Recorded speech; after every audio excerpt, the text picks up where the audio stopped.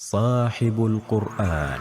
الله نزل أحسن الحديث كتابا متشابها مثاني تقشعر منه جلود الذين يخشون ربهم ثم تلين جلودهم وقلوبهم إلى ذكر الله. قال رسول الله صلى الله عليه وسلم: إن لله تعالى أهلين من الناس. قالوا: يا رسول الله، من هم؟ قال: هم أهل القرآن، أهل الله وخاصته. ولقد يسرنا القرآن للذكر فهل من مدكر. صاحب القرآن مع الدكتور عبد الكريم السلمي، وإخراج ماهر ناظرة. بسم الله الرحمن الرحيم. الحمد لله رب العالمين، أشهد أن لا إله إلا الله وحده لا شريك له، وأشهد أن نبينا محمدا عبده ورسوله. اللهم صل وسلم على نبينا محمد وآله وأصحابه أجمعين. أعزائي المستمعين والمستمعات، أحييكم بتحية الإسلام، فالسلام عليكم ورحمة الله وبركاته.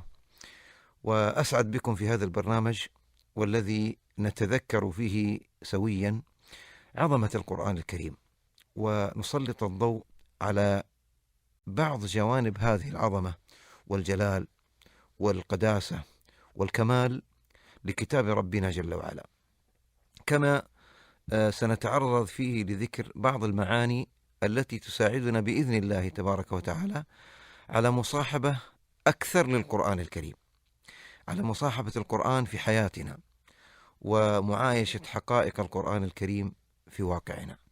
إنها صحبة القرآن والحياة مع القرآن وبالقرآن. القرآن كلام الله جل وعلا. قال تعالى: وإن أحد من المشركين استجارك فأجره حتى يسمع كلام الله.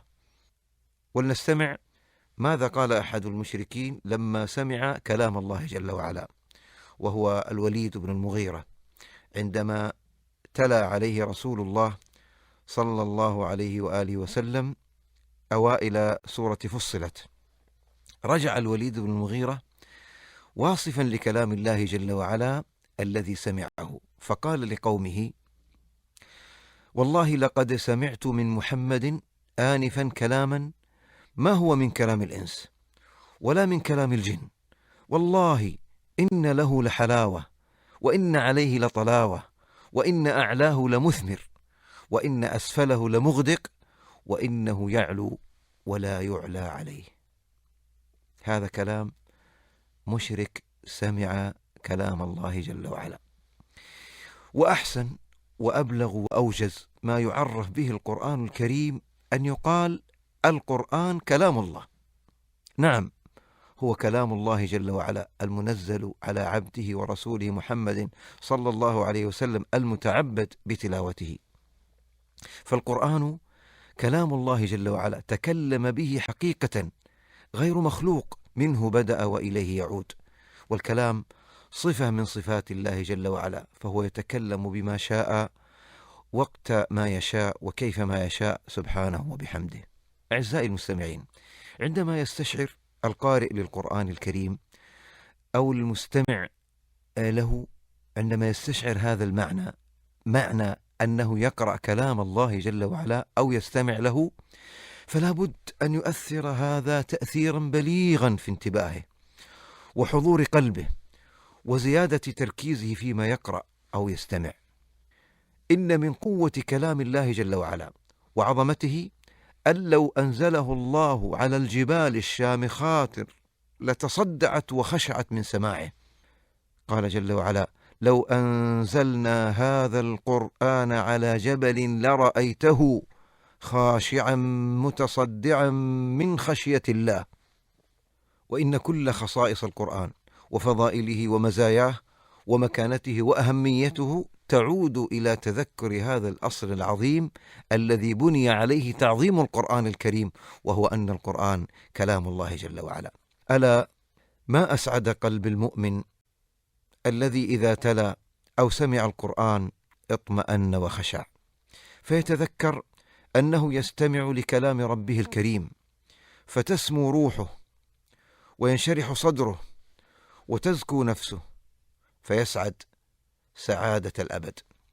كيف لا يكون ذلك والحاجة إلى سماع كلام الله جل وعلا كبيرة في زمن كثرت فيه المشتتات وفشت فيه الفتن والملهيات؟ ومع ذلك فهذا كلام الله جل وعلا يتلى صباحا ومساء، وقد تيسرت سبل الوصول إليه في وسائل متنوعة وقنوات متعددة، فهلموا إلى هذا الخير العظيم وأبشروا بالرفعة في الدنيا والآخرة، وأبشروا بالخير العظيم، فإنه ما صاحب أحد كلام ربه جل وعلا إلا ناله من بركته وهدايته ما لم يخطر له على بال. اللهم اجعل القرآن العظيم ربيع قلوبنا ونور صدورنا وجلاء همومنا وذهاب غمومنا. اللهم علمنا منه ما جهلنا وذكرنا منه ما نسينا، وارزقنا تلاوته آناء الليل وأطراف النهار على الوجه الذي يرضيك عنا يا أكرم الأكرمين. وآخر دعوانا أن الحمد لله رب العالمين. صاحب القرآن. الله نزل أحسن الحديث كتابا متشابها مثاني تقشعر منه جلود الذين يخشون ربهم ثم تلين جلودهم وقلوبهم إلى ذكر الله. قال رسول الله صلى الله عليه وسلم: إن لله تعالى أهلين من الناس. قالوا: يا رسول الله من هم؟ قال: هم أهل القرآن، أهل الله وخاصته. ولقد يسرنا القرآن للذكر فهل من مدكر. صاحب القرآن مع الدكتور عبد الكريم السلمي، وإخراج ماهر ناظرة.